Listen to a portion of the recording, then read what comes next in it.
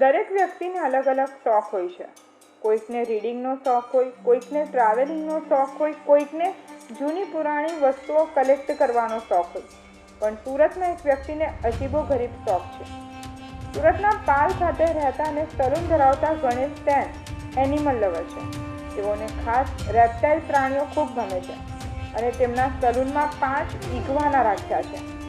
આમ તો તેઓ સલૂન ધરાવે છે, પણ તેમના સલૂનમાં ઇગ્વાના એ ત્યાં આવતા કસ્ટમરમાં પણ આકર્ષણ જમાવે છે. તેમની પાસે વિવિધ પ્રજાતિઓના 5 ઇગ્વાના છે, સાથે 5 હેમસ્ટર પણ છે. હેમસ્ટર એ ઉંદર જેવું દેખાતું નાનું પ્રાણી છે. આ બધાને તેઓ પોતાના સલૂનમાં રાખે છે. ઇગ્વાના તેઓ સાઉથ અમેરિકાથી મંગાવ્યા છે, તેમજ હેમસ્ટર સાઉથ આફ્રિકા અને જાપાનથી મંગાવ્યા છે. તેઓ છેલ્લા 10 વર્ષથી આ ઇગ્વાનાને તેમના ઘરના મેમ્બરની જેમ પાળી રહ્યા છે અને ગણેશભાઈના આ લગાવને જોઈને તેમના દીકરાને પણ આ ઇગ્વાના પ્રત્યે ખૂબ જ પ્રેમ છે. તે આ ઇગ્વાના સાથે જાણે તેનો ફ્રેન્ડ હોય તે રીતે જ રમે છે અને સમય વ્યતીત કરે છે. તેને ખાવાનું આપે છે અને તેની સાથે સમય વિતાવે છે. ત્યારે આ પ્રાણી પ્રત્યેનો અનોખો પ્રેમ જોઈને તેમને ત્યાં આવતા કસ્ટમર પણ ખૂબ જ નવાઈ પામે છે.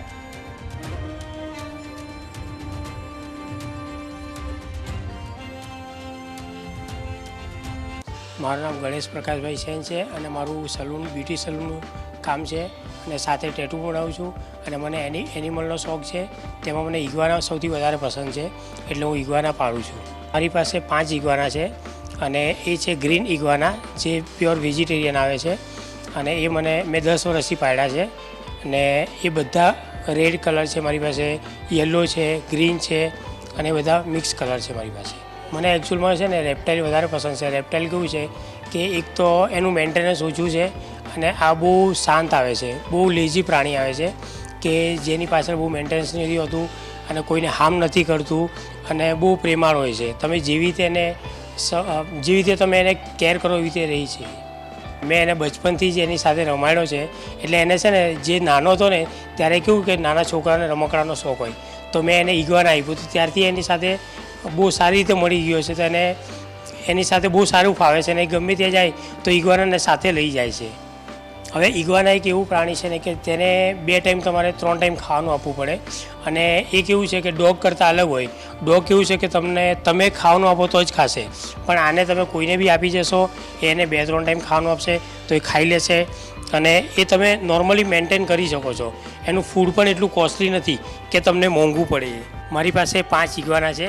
એમાં મેં આનું નામ મેક્સ રાખ્યું છે. મારી પાસે બની છે, જોર્ડન છે, બ્રુનો છે, રેડ છે, બ્લેક છે.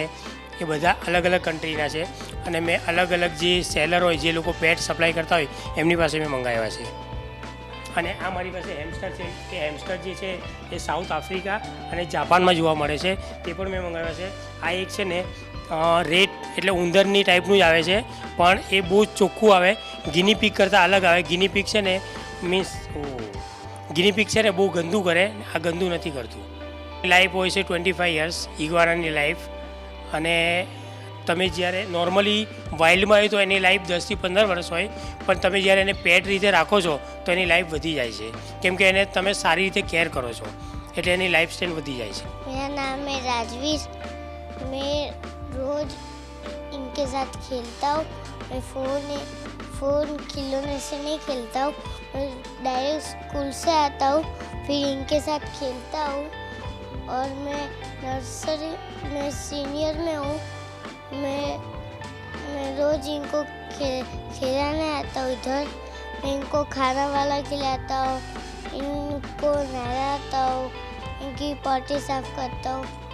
इधर आके उनको खाना देता हूँ, मच्छियों को भी खाना देता हूँ, वो सब करता हूँ.